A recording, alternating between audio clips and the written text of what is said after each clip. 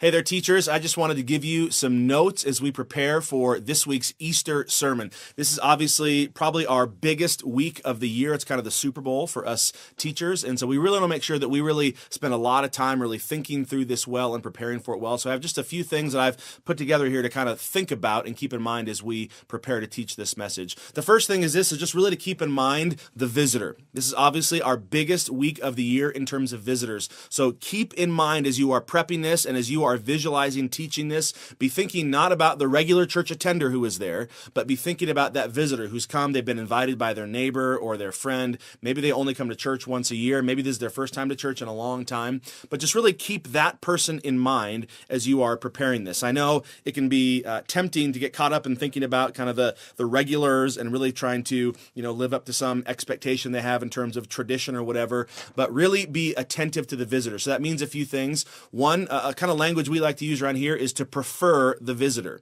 Just really think about them and always kind of give them the preference in terms of how you phrase things and how you talk about things. Be very careful in trying to avoid churchy type lingo and words that are going to sound confusing to a visitor or an outsider.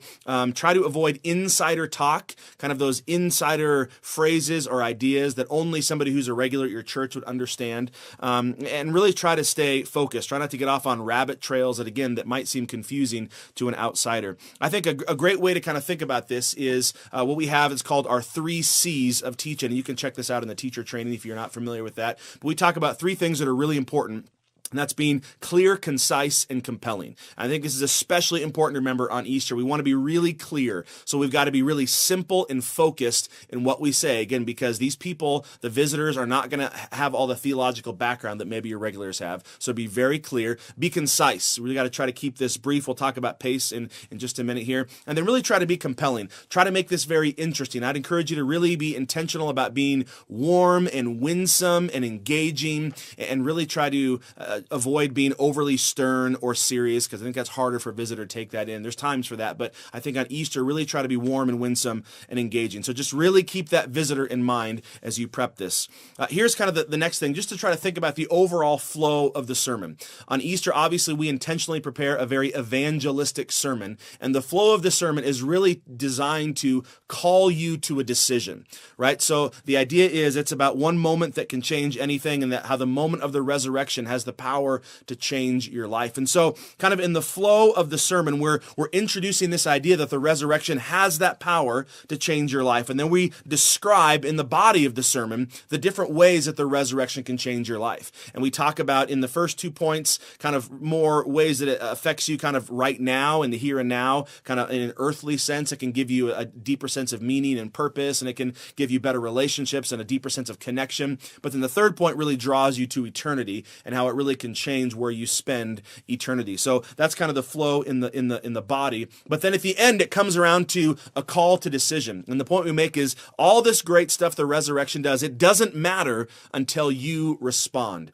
And so just keep that in mind, that the flow of the sermon is kind of building. You're trying to make a case for why the resurrection can have an impact on their life, but it doesn't matter until they respond and put their faith in Jesus. And so just be intentional about using words like potentially, it can change, that's what the resurrection has the opportunity, the possibility to do in your life. But then that brings you to the point where you can make that respond. And then I just really encourage you at the end to make sure as you wrap up the sermon to give people a clear way to respond. If God has been working on their hearts and they're ready to put their faith in Jesus, make sure they know how to do that. So give a practical way to either come and talk to one of the leaders or talk to a friend that invited them, but just give them some sort of a practical way to respond if they're ready.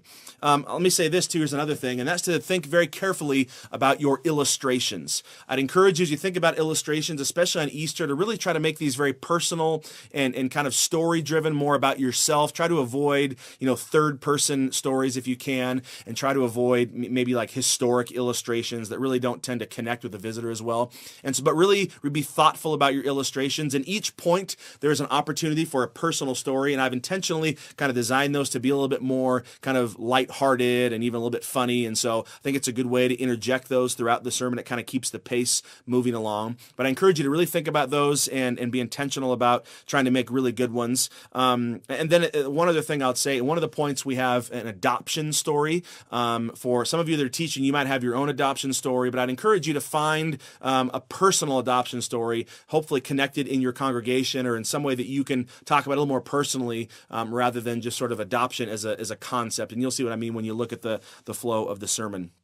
Two other things. One is to understand in this sermon, we've created a video to use. And the video is kind of designed to bookend the sermon, right? So there's a video that you can use right at the very beginning, and you can watch the video and preview it. It's people kind of talking about some significant moments in their lives. And then the idea is you come out of that video and then you talk about your own significant moments that have affected your life in a profound way. But then at the end of the sermon, it's those same people talking about how, as important as those moments were earlier, really the most important moment in my life was when I put my faith in Jesus. And so the video is kind of designed to be an inclusio, kind of bookends the sermon. And so just keep that in mind as you are talking about it. And I think it's a great way to use that video at the end to kind of show it. And then you just kind of come up after the video and wrap it up and call people to a decision. And the last thing is this, I just encourage you to be sensitive to length in the video. So again, I think especially on Easter, some of us are more accustomed to teaching for longer lengths and we go beyond. But I think especially on Easter, we really want to keep that sermon block to around 30 minutes at the absolute most. I just think, again, even if you're normally used to preaching longer than that, on Easter, you have all these visitors and they really don't want to hear a whole lot longer than that. And so keep that in mind.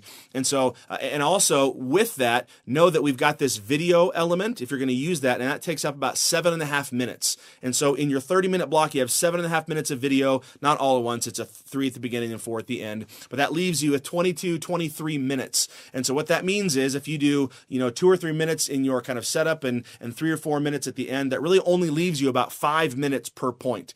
And so just as you start thinking this through, think about that, be attentive to that. So it doesn't give you a whole lot of time to really go in depth in any one of these points or really kind of get off your rabbit trails. You really got to be concise and focused. And it might feel like, oh man, this is not enough time. But I really believe that if you are focused and clear, that you can do that well. So I hope this is helpful, and really just make sure that you pray well and prepare well for this very important sermon.